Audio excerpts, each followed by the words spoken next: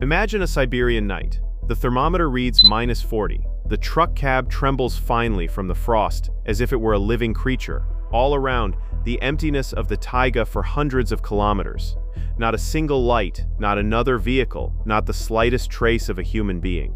It might seem like the natural thing to do here: climb into a sleeping bag, close your eyes, and quietly fall asleep until morning. In reality, everything is quite different. A long-haul driver's overnight stay in such conditions is not rest. It is a well-thought-out survival system. Here, every detail matters. An autonomous heater, an insulated sleeping bag, a gas analyzer, an emergency kit.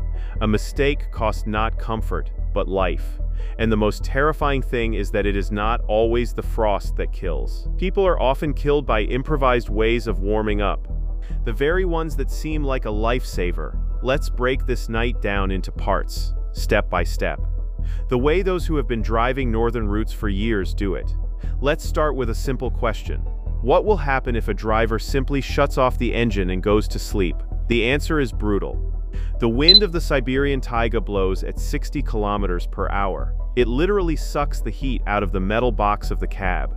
Older trucks in such conditions freeze in just half an hour. Imagine the Baikal Highway. Deep night. The thermometer reads -42.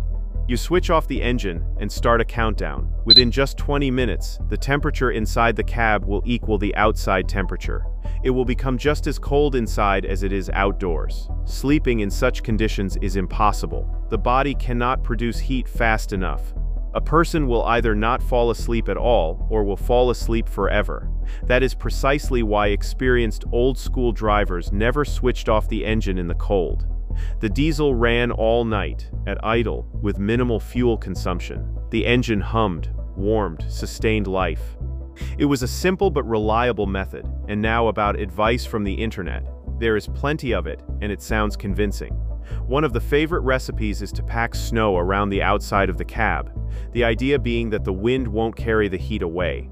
The idea is not entirely senseless, but it is not quite what it is made out to be. Snow does not generate heat, not at all. It only slows down the cooling. What works here is the air layer within the mass of snow. It is a buffer, not a heater. The second piece of advice is to heat the interior to maximum, then quickly go to sleep on the residual warmth. It sounds logical. In practice, that warmth does not last long. To understand why, you need to look at the cab itself. How well does it retain heat? The level of heat retention depends on three things: on the cab's material, on the thickness of the insulation, and on the weather outside the window. In most trucks, the walls, floor, and ceiling have only basic insulation. It is designed for a temperate climate, not for a Siberian winter. Here is what it looks like in numbers. With the engine off, within the first half hour, the temperature in the cab drops by 15 to 20 degrees. After an hour, the interior is only 5 to 8 degrees warmer than outside. In other words, residual heat is an illusion. Metal cools down quickly, and no down jacket will stop that. That is why the fight for warmth begins not in the sleeping bag, but under the hood. To preserve the heat of the engine itself, it is wrapped up. The radiator and the oil sump are covered with insulating materials. Pieces of cardboard or special flaps are placed over the radiator grill. This way, the engine holds its operating temperature longer and starts more easily. But everything comes at a price. This mode means increased fuel consumption and accelerated wear on the cylinders and pistons. An engine that rattles away at idle all night wears out faster. It is a compromise, not a free solution. And this is where the most dangerous part of the story begins. The methods people use to try to warm themselves on their own. Imagine a metal tray. In it, bricks or stones heated red hot in a bonfire. They are brought into the cab to give off heat. At first glance, brilliant. In reality, deadly. Stones heated red hot in a bonfire carry the combustion products of wood on them, and they emit carbon monoxide. In a sealed cab, this is poison. Even more popular are household gas canisters with a catalytic attachment, or portable propane stoves. They do provide heat, that's true, but they burn oxygen and they release carbon dioxide. In a small enclosed space, the air quickly becomes unfit to breathe. Once, a driver fell asleep with a gas burner running. He never woke up. The cause of death was carbon monoxide poisoning. that same exhaust gas. And here lie several myths that need to be dispelled right now. Myth number 1. A catalytic gas heater is supposedly safe because it operates without a flame. Yes, there is no fire there. An oxidation reaction of propane occurs without an open flame. But this process consumes oxygen all the same, and it releases carbon monoxide all the same. The absence of a flame changes nothing. Myth number 2. An oil-filled electric heater can be powered from the vehicle's electrical system via an inverter. It cannot. Its power draw is too great for the battery. It will drain the battery in half an hour, and you will be left with neither heat nor the ability to start the vehicle. Now let's figure out why carbon monoxide is so insidious. It binds to the hemoglobin in the blood 200 times faster than oxygen. The blood stops carrying oxygen. Even a low concentration over several hours leads to death. A person simply falls asleep and does not wake up. Without pain, without distress, without a chance. So, all improvised heaters are a gamble with your life, but a safe method does exist. The only truly safe option is a factory-made autonomous heater. It has a sealed combustion chamber and a separate exhaust routed to the outside. Combustion products do not enter the cabin at all. That is the whole difference. This technology arrived on post-Soviet roads back in the 90s. At that time, a German invention, Webasto, was brought in mass quantities to Russian trucks. The full name of the company is Westfälische Apparate. The word took root so firmly that it became a common noun. Today, any autonomous heater is called a Webasto, regardless of brand. The device itself is small, about the size of a shoebox. It is installed under the cab or in the luggage compartment, and it operates entirely independently of the engine. You press a button. In a couple of minutes, hot, dry air flows into the cabin, and the fuel consumption is 10 times less than that of an engine at idle. Compare running the engine all night versus switching on a box the size of a shoe. The difference is enormous. Fears have also grown up around these devices. Let's go through them. They say heaters can explode. That is not true. They are sealed. The air intake and exhaust are routed outside the cabin. There is nothing inside to explode. They say they quickly drain the battery. That is also not true. The power draw is minimal. With a healthy battery, the heater runs for 8 to 10 hours straight. An entire night, from sunset to dawn. How does it work? Let's look at the air type. A pump delivers fuel from the tank. It enters the combustion chamber. There, a nozzle atomizes it. A glow plug ignites the mixture. Air for combustion is drawn from outside. The exhaust goes through a muffler under the vehicle's floor, and the heat exchanger warms the cabin air. You breathe clean warmth, with no admixture of gases. There is also another type, liquid heaters. They are integrated into the engine's cooling system. Their purpose is to warm the engine before starting. They deliver heat through the standard cabin heater radiator. In half an hour, such a device raises the coolant temperature to as high as 40 degrees.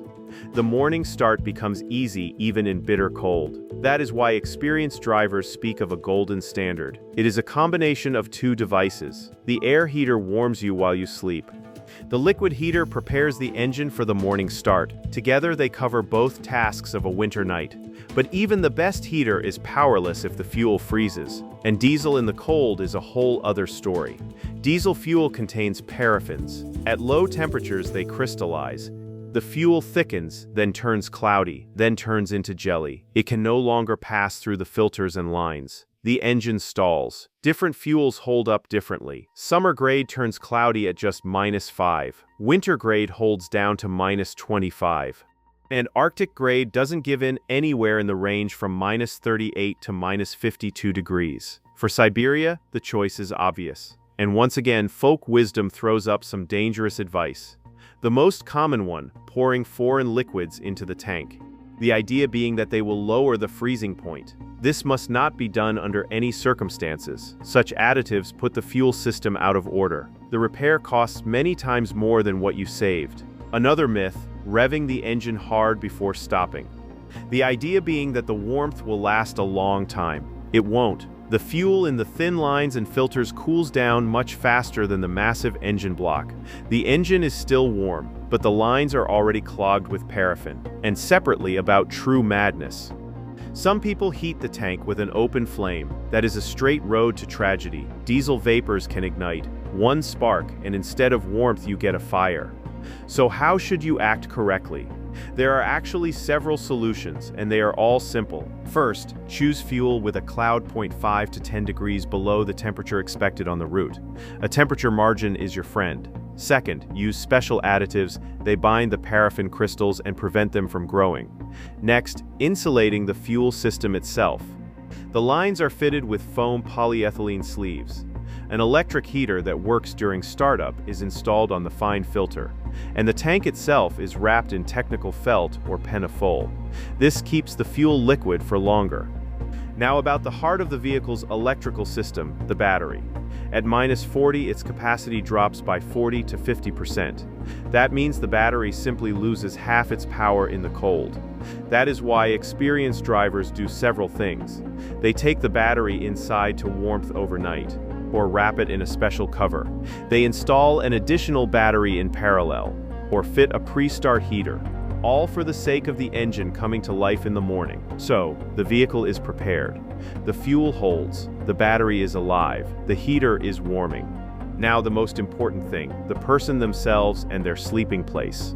First, understand one thing about the warmth inside the cab. It is distributed unevenly. Near the floor, around +10. At head level, already +20.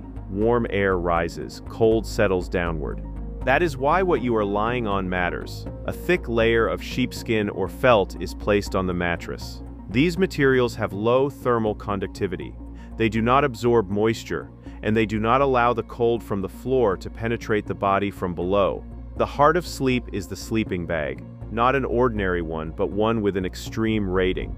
Comfort down to -40 degrees. It is filled with goose down or synthetic material such as thinsulate, also designated as TNL. The shape is anatomical, with a hood mandatory. The head must also be kept warm. And here it is time again to debunk myths. One of the most common, sleeping in regular winter clothing, in a down jacket, in padded trousers. It seems logical, more clothing means warmer. In reality, it is the opposite. The body overheats in such a cocoon. It begins to sweat. Moisture accumulates in the fabric, and then the wet material rapidly gives off heat. You wake up frozen and damp. The second myth, hot food and drinks right before sleep. Especially alcohol. Alcohol dilates blood vessels. It gives a false sense of warmth. But in reality, it speeds up heat loss from the body. A hot dinner is beneficial, but no later than 2 hours before sleep. This way, the warmth will be absorbed properly. So how should you actually dress? By the layering principle. 3 layers. The first, thermal underwear. It wicks moisture away from the skin. The second, a fleece or wool sweater. It retains heat. The third, the sleeping bag itself, made of hollow fibers. Together they form a system. And remember the main rule, the best heat insulator is air. That is why the sleeping bag must not be too tight. When the insulation is compressed, no air remains inside, and its effectiveness drops sharply. A roomy sleeping bag warms better than a tight one. Another detail, electric blankets at 12 volts. They consume 50 to 60 watts. That is moderate and acceptable.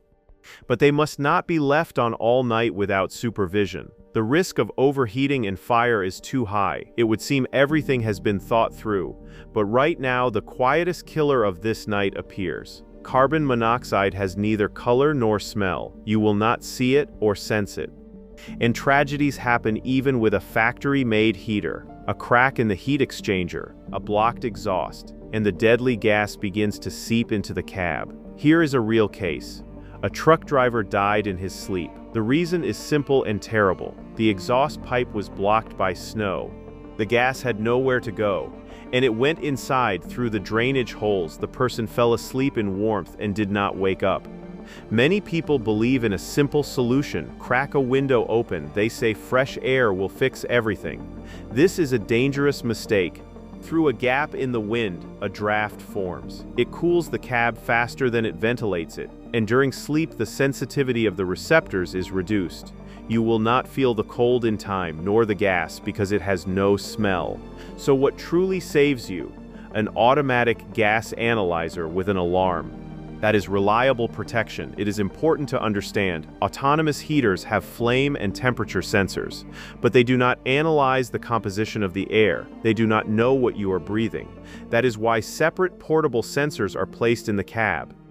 They monitor carbon monoxide and carbon dioxide, and in case of danger, they emit a loud signal, one that will wake anyone up. In addition, proper intake ventilation is needed.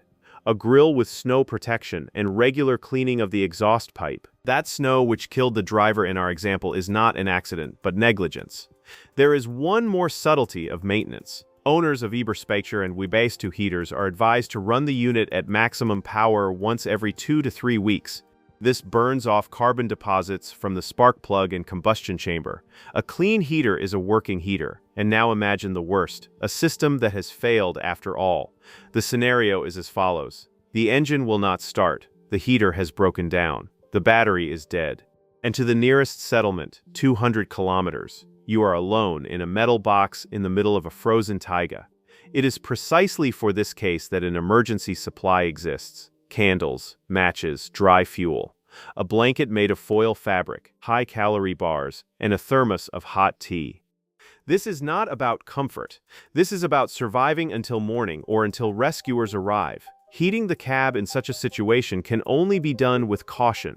Portable alcohol heaters only with a window cracked open and strict adherence to safety rules, a catalytic hand warmer, a heat-reflecting screen around the sleeping area, and of course, the warmth of one's own body. And again, dangerous myths that in this situation can kill. The myth about movement. Supposedly, you need to move actively to warm up. No, movement requires energy and oxygen. It causes sweating. And sweat means rapid cooling again. It is better to stay in the cab, bundled up as much as possible and keeping calm. The myth about a torch. Some people place a burning torch or candle under an overturned bucket. This is a double trap. The bucket can easily be knocked over and there will be a fire. Now about what actually works. A mylar blanket. It reflects the infrared radiation of your body back to you. You become your own heat source. And a candle. One ordinary candle delivers about 50 watts of thermal power. That is not much, but in an enclosed space it makes a noticeable difference. Only the flame must be shielded from drafts and kept away from flammable materials. The best option is to use a camping candle lantern. It protects the fire and you. And do not forget about communication. Charge your phone from a backup battery. Send a distress signal. You will not walk 200 kilometers on foot, but waiting for help is entirely realistic. Yet the most reliable thing in all of this is not even an emergency kit. It is prevention. Regular inspection of the heating system. A fuel supply with the correct temperature rating. A functional charged battery. The person who prepares in advance never ends up in a scenario with an engine that will not start. So let us return to that first picture. A cab trembling from the frost, an empty highway. -40 outside the window. Now you see it differently. Behind the calm sleep of a long-haul driver lies an entire engineering system. An autonomous heater with a sealed combustion chamber. Arctic fuel with additives. An insulated tank and a live battery, a sleeping bag rated to -40, and a quiet gas analyzer keeping watch through the night. This is a system assembled from years of experience and costly mistakes. Every part of it was once written in someone's misfortune. And here is the main thing worth remembering. -40 does not forgive improvisation. It kills not those who are cold, but those who decided to warm up with red-hot stones or a gas burner. That driver who fell asleep with the burner running was doing exactly what seemed to him like salvation, but for a prepared driver that same night is just a routine moment. He knows the physics of carbon monoxide. He knows why you cannot open the window.